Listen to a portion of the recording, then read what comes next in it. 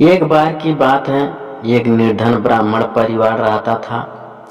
एक समय उसके यहाँ कुछ अतिथि आए। घर में खाने पीने का सारा सामान खत्म हो चुका था। इसी बात को लेकर ब्राह्मण और ब्राह्मण पत्नी में यह बातचीत हो रही थी। ब्राह्मण, कल सुबह संक्रांति है, भिक्षा के लिए मैं दूसरे गांव जाऊंगा। वहाँ एक ब्राह्मण सूर्यदेव की तृप्ति के लिए कुछ दान करना चाहता है। पत्नी, मुझे तो भोजन योग्य यह न कमाना भी नहीं आता। तुम्हारी पत्नी होकर मैंने कभी सुख नहीं भोगा, मिष्ठान नहीं खाए, वस्त्र और आभूषणों को तो बात ही क्या कहनी। ब्राह्मण, देवी तुम्हें ऐसा नहीं कहना चाहिए। इतना इच्छा के अनुरूप धन किसी को नहीं मिलता। पेट भरने योग्य अन्न तो मैं भी ले ही आता हूँ। इससे अधिक की तृष्णा का त्याग कर दो। अति तृष्णा के चक्कर में मनुष्य के माथे पर शिखा हो जाती है। ब्राह्मणी ने पूछा, यह कैसे? तब ब्राह्मण ने सुअर शिकारी और गीदड़ की यह कथा सुनाई। एक दिन एक शिकारी शिकार की खोज में जंगल की ओर गया। जाते जाते उसे वन में काले अंजन के पहाड़ जैसा काला बड़ा सुअर दिखाई दिया। उसे देखकर उसने अपने धनुष की प्रतंचा को कानों तक खींचकर निशाना मारा। निशाना ठीक स्थान पर लगा। सुअर घायल होकर शिकारी की ओर दौड़ा। शिकारी भी तीखे दांतों वाले सुअर के हमले से गिरकर घायल हो गया। उसका पेट फट गया। शिकारी और शिकार दोनों का अंत हो गया।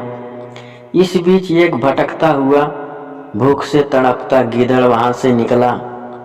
वहां सुअर और शिकारी दोनों को मरा देखकर वह सोचने लगा, आज दैवश बड़ा अच्छा भोजन मिला है।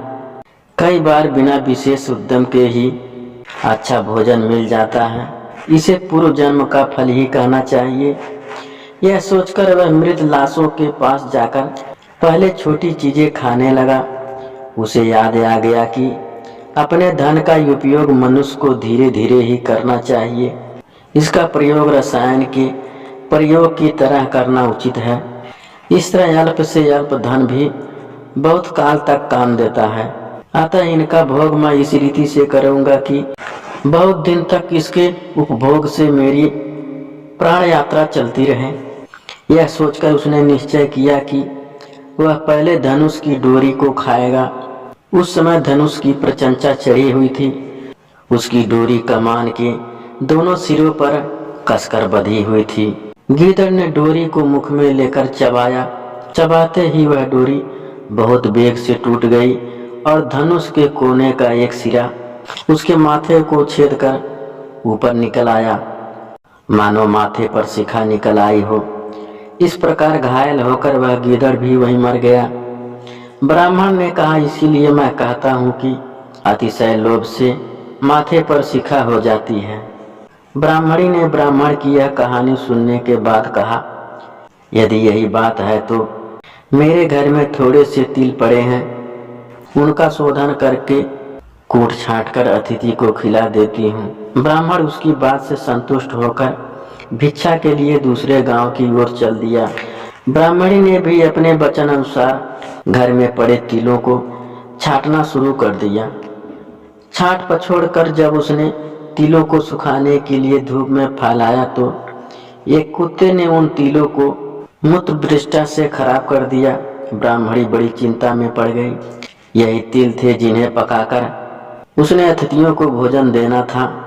बहुत विचार के बाद उसने सोचा कि अगर वह इन शोधित तिलों के बदले अशोधित तिल मांगेगी तो कोई भी दे देगा, किसी को पता भी नहीं चलेगा। यह सोचकर वह उन तिलों को छाछ में रखकर घर घर में घूमने लगी और कहने लगी, कोई इन छटे हुए तिलों के स्थान पर बिना छटे तिल दे दे। अचानक यह हुआ कि ब्राह्मणी तिलों को बेचने एक घर में पहुंच गई और कहने लगी कि बिना छटे हुए तिल के स्थान पर छटे हुए तिलों को ले लो। उस घर की गृहपत्नी जब यह सौदा करने जा रही थी तब उसके लड़के ने, जो अर्थशास्त्र पढ़ा हुआ था, कहा, माता इन तिलों को मत लो। कौन पागल होगा जो बिना छटे हुए तिलों को लेकर छटे हुए तिल देगा। यह बात निष्कारण नहीं हो सकती। अवश्य में इन छठों तिलों में कोई दोष होगा। पुत्र के कहने से माता ने यह सौदा नहीं किया।